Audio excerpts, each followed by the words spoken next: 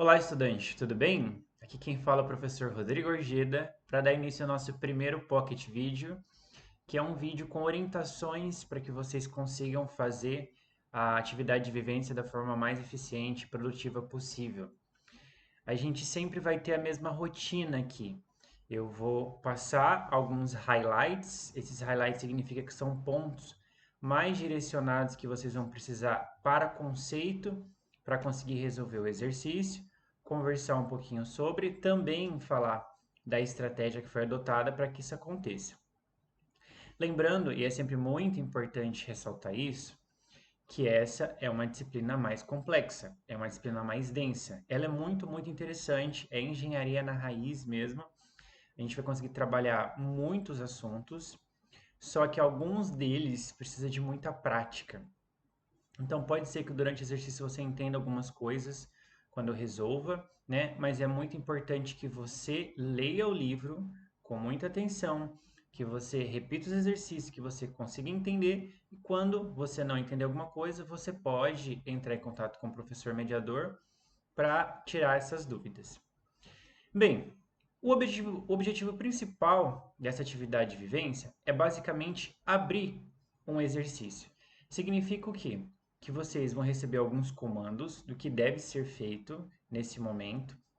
Até porque eu entendo que quando a gente está começando a fazer alguns exercícios em relação à balança de massa, que é o tema dessa primeira unidade, é um pouquinho mais complicado. Então você precisa de um certo comando. Faça isso. Adote uma unidade de base, uma base de cálculo, ou qualquer coisa do tipo. Só que o diferencial disso é que eu vou fasear os exercícios. Então, não é um exercício que você faz de uma vez só, para que você entenda exatamente como os conceitos foram aplicados ali. Caso contrário, a gente ficaria sempre na mesma estratégia, em que eu te falo um conceito, aí às vezes parece um pouco abstrato naquele momento, só que quando você aplica no exercício, aí fica muito mais fácil de prestar atenção. Em vários momentos dentro do exercício, algumas perguntas serão feitas, como por exemplo, por que que você adotou essa equação e não a outra? Né? Qual seria o impacto de você ter adotado a outra? Que tipo de fração você está utilizando aqui? Uma fração mássica ou uma fração molar? Então, ressaltando que é muito importante que você faça a leitura do livro, que você veja as aulas conceituais. Também temos aulas extras em relação a esses exercícios. E na aula ao vivo, obviamente, eu vou direcionar muito bem em relação aos exercícios que devem ser focados. Vale ressaltar também que o livro foi pensado para os alunos que têm um grau de detalhamento maior, que quer saber como é que funciona aquilo especificamente, ou aplicado a outro tipo de contexto. Então, sempre funciona assim. A gente tem um livro que ele deve ser mais robusto, ele deve ser maior, porque é ali que você vai procurar também outros fatores que você precisa. A gente tem as aulas conceituais, as aulas extras, que a gente dá uma filtrada, e daí na aula ao vivo faz a integração entre o conteúdo e a prática, né? Então vocês vão precisar praticar muito. A palavra de ordem é pratiquem, pratiquem e pratiquem, porque vocês vão desenvolver algo que é muito bom, que é um raciocínio lógico. Não é de um dia para o outro que isso acontece, você vai ter que realmente colocar ali no papel para conseguir entender. Bem, eu vou começar aqui a apresentação só para dar aquela orientação bem rápida sobre o que deve ser feito nessa atividade de vivência. Vamos aqui. Bem, a gente está aqui na unidade 1, faremos um exercício relacionado à unidade 1, que é extremamente importante. Talvez até faremos uma outra sobre o balanço de massa na unidade 2 também, porque a gente precisa praticar realmente esse tipo de conceito. Conforme eu já falei, em aula conceitual, em aula extra, repetir em aula ao vivo, é, o balanço de massa ele é extremamente importante dentro da indústria, basicamente porque você vai dizer assim, olha, de acordo com o que a gente entrou de matéria-prima, eu tenho que ter essa quantidade de saída. Se eu não consumir nada numa reação química e eu não gerei nada, eu deveria sair com a mesma coisa, porque eu não tenho nenhum acúmulo, seja positivo ou negativo. E muitas vezes a gente tende a pensar que o balanço de massa é algo que poderia ser aplicado só em escala industrial, mas não. A gente pode aplicar no dia a dia e é exatamente essa proposta que eu estou trazendo aqui. Por quê? Porque é um balanço de massa para fazer uma geleia de morango. Até fica aí, né, a minha dica para esse momento que a gente possa fazer isso. O que é fazer uma geleia de morango? Seria basicamente você misturar a fruta com açúcar. Só que o que acontece? Quando eu tenho uma saída, às vezes eu preciso de uma certa concentração. Isso também vai acontecer na indústria. Você não faz uma geleia, mistura lá o morango e o açúcar e pronto. Lá no final você tem que fazer uma medição das características do produto, correto? E às vezes eu vou querer uma concentração, por exemplo, de 65%, 70% de sólidos. Dependendo da minha concentração, algumas variáveis irão ser modificadas, beleza? Por que eu escrevi aqui roteiro de aprendizado ativo fórum? Porque é um exercício muito parecido, talvez quase, né? Quase igual ao do fórum. Eu mudei um parâmetro.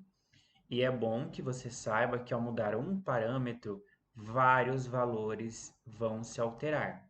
Isso tem que ficar muito claro dentro da disciplina de fenômenos.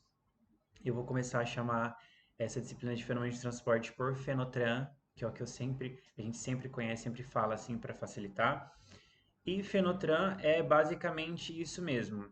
Dependendo da sua entrada, talvez você tenha ali um resultado diferente no meio do cálculo, que vai culminar em modelos diferentes que você vai ter que adotar até finalizar o seu problema. Então, é basicamente isso que tem lá no fórum. Você vai misturar o açúcar e o morango em uma etapa. Já já vou mostrar como é que a gente divide essas questões de etapa. Eu já falei isso em aula também.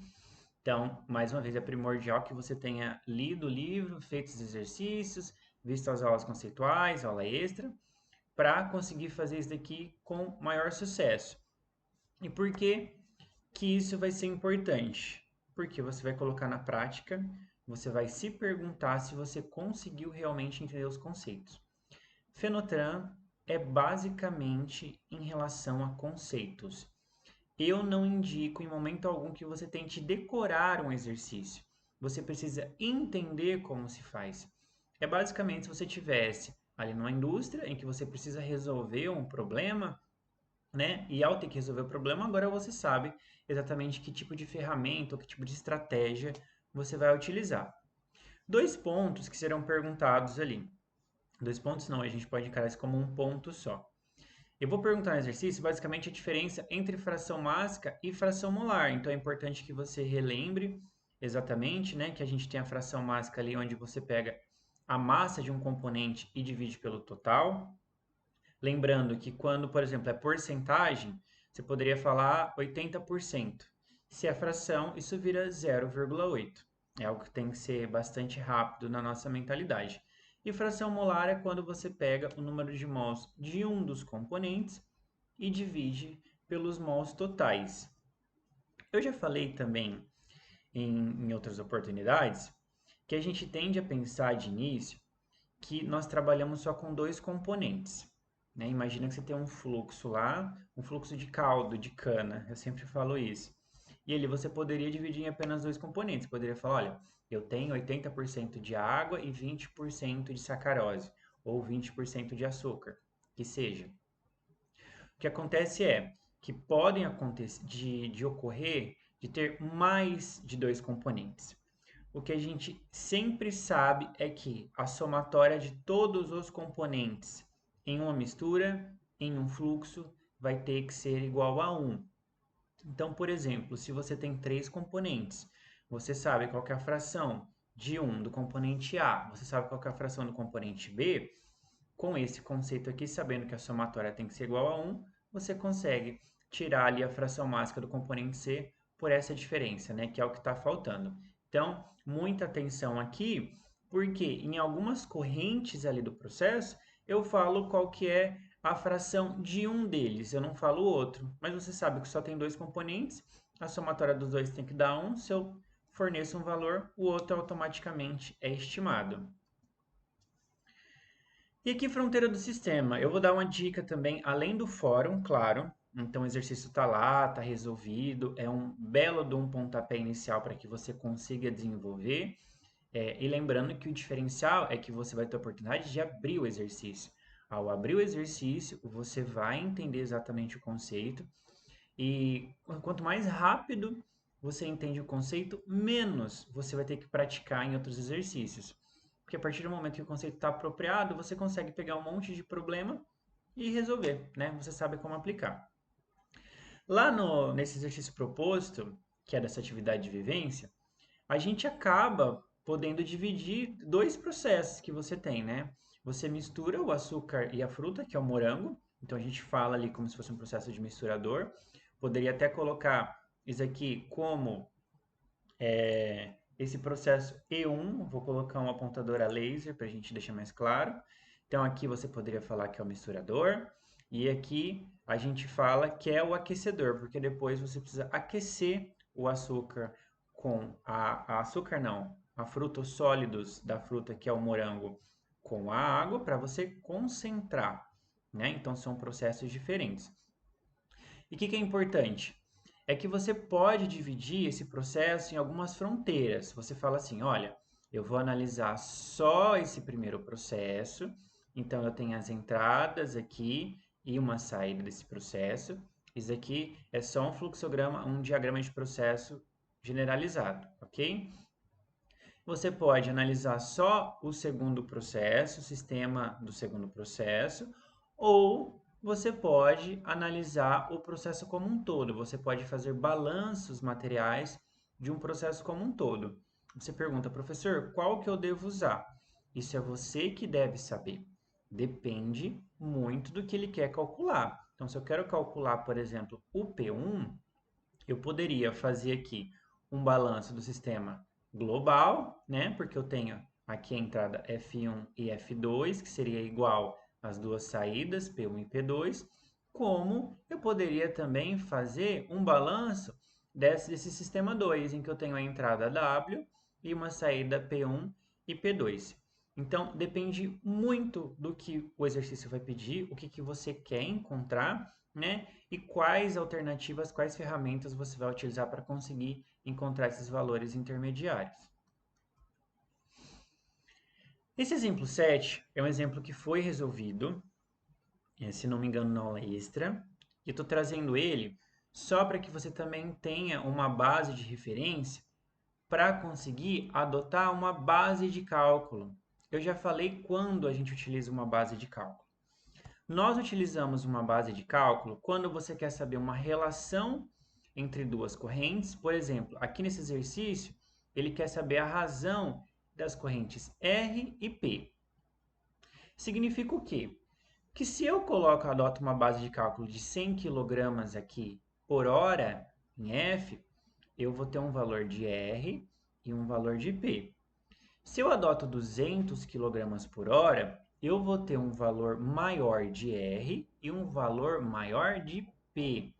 Contudo, dividindo R por P com 100 ou R por P quando você usa uma base de cálculo de 200 kg por hora, você vai chegar na mesma razão. Então, a gente utiliza uma base de cálculo quando você quer estimar a razão entre dois parâmetros ou quando você quer descobrir qual que é a composição dessa corrente. Você quer saber, por exemplo, se eu não tivesse aqui, qual que é a composição dessa corrente R? Você falaria 50% de NaOH, 50% de H2O. Funciona isso. Agora, quando que você não utiliza a base de cálculo? Quando o exercício perguntasse quanto exatamente você quer produzir. Se ele falasse, olha, você quer produzir 300 kg por hora dessa corrente P, que deve ser o produto P. Aí, com esse valor, você tem que encontrar uma entrada que é um valor específico para isso.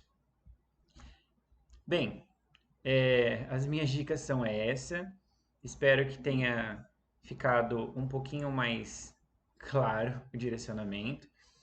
Vale lembrar que você vai ter que estudar bastante mesmo, vai ter que fazer os exercícios várias vezes, se necessário. Não se preocupe com isso. É uma disciplina que a gente precisa de bastante empenho.